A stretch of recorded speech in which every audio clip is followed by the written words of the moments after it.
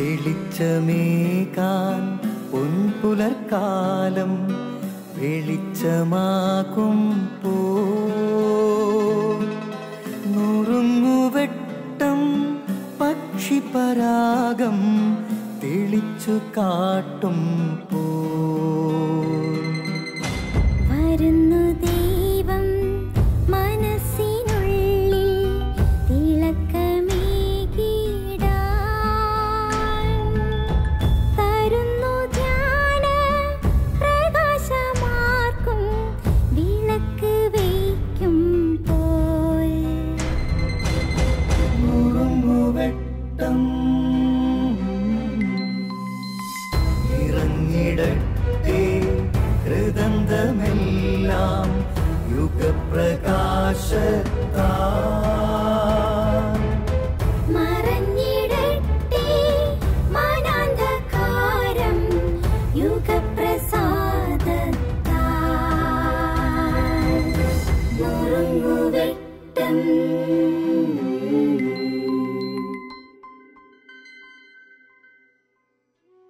കൽക്കട്ടയുടെ പ്രഭാതം കാത്തിരുന്നത് മദറിനെയായിരുന്നു.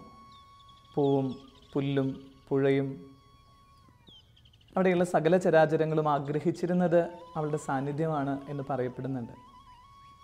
അവിടെ ആരും അനാഥരായിരുന്നില്ല. അവിടെ എല്ലാവരും കൃപയുള്ള മനുഷ്യരായി തീർന്നിരുന്നു എന്നൊക്കെ മദർ ജീവിച്ചിരുന്ന സമയത്തെക്കുറിച്ച് പറയപ്പെടുന്നുണ്ട്.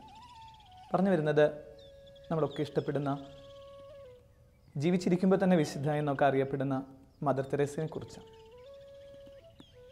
അമ്മയുടെ ഓരോ പ്രഭാതവും ഓരോ ദിവസവും നന്മയുടെ നാൾ വഴികളായിരുന്നു എന്നാണ് പറയുന്നത്.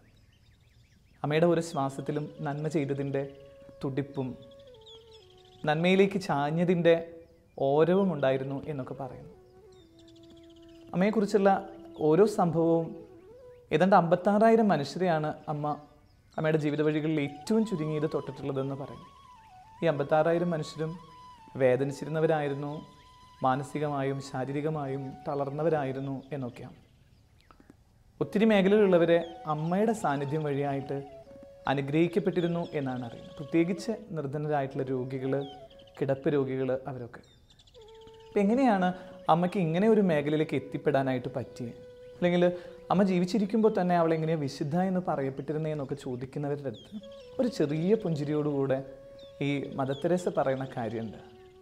ഞാൻ ചെറിയതായിട്ട് ചെയ്യുന്ന കാര്യങ്ങളൊക്കെ അത് വലിയ രീതിയിൽ ഉയർത്താനായിട്ട് എന്നെ സഹായിക്കുന്നത് പരിശുദ്ധ മറിയമാണ്. ഓരോ പ്രഭാതവും ഞാൻ ആ അമ്മയെ കണ്ട് അമ്മയോട് ചേർന്നാണ് ആരംഭിക്കുക. പരിശുദ്ധ മറിയത്തോട് ചേർന്ന് ഞാൻ ചെയ്യുന്ന ശുശ്രൂഷകളാണ് ഉള്ളൂ എനിക്ക്. ദിവ്യകാരുണ്യത്തിൻ്റെ മുൻപിലിരിക്കാനും ജപമാല ചൊല്ലാനുള്ള സമയം ചെലവഴിക്കുകയും ചെയ്യുമ്പോൾ അത്ഭുതങ്ങൾ അരങ്ങേറുന്നത് ഞാൻ കാണുന്നു എന്ന് മദർ പറയും.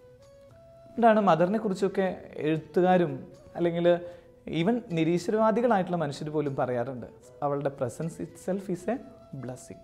അവളുടെ സാന്നിധ്യം ഒരു അനുഗ്രഹമായിരുന്നു എന്ന്.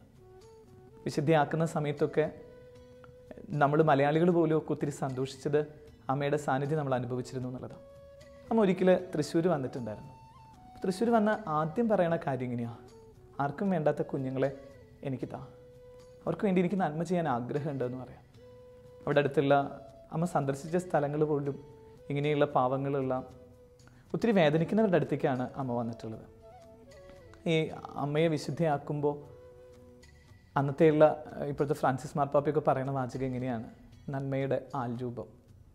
ഇപ്പം ഈ അമ്മ എങ്ങനെയാണ് യഥാർത്ഥത്തിൽ ഇത്രയും വഴികളിലൂടെ കടന്നുപോയതെന്ന് ചോദിക്കുമ്പോൾ അതിന് ഒരൊറ്റ ഉത്തരവേ ഉള്ളൂ: പരിശുദ്ധ മറിയത്തിൻ്റെ ആ വലിയ മാധ്യസ്ഥത്തിന് അമ്മ സമർപ്പിച്ചിരുന്നു എന്ന്.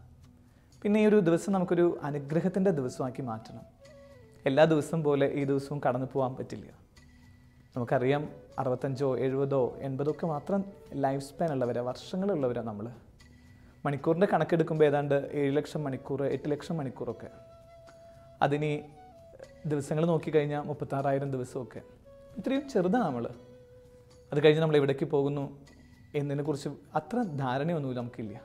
അപ്പോൾ നമുക്ക് ചെയ്യാനുള്ള കാര്യം എന്നുള്ളത് ഇന്നേ ദിവസം നമുക്കൊരു കൃപയുള്ള ദിവസമാക്കി തീർക്കാൻ കുറച്ച് നന്മ ചെയ്യണം എന്നുള്ളതാണ്. ആ നന്മ ചെയ്തത് മദർ തെരേസ ചെയ്തതുപോലെ ചെയ്യണം. അതിന് നമുക്ക് സഹായമായിട്ടുള്ളത് പരിശുദ്ധ മറിയമാണ്. അമ്മയുടെ മിഴികളിലേക്ക് നോക്കാനും അമ്മയോടൊപ്പം ജപമാല ചൊല്ലാനും നമുക്ക് ഈ ദിവസം സാധിക്കട്ടെ. നുറുങ്ങുവെട്ടം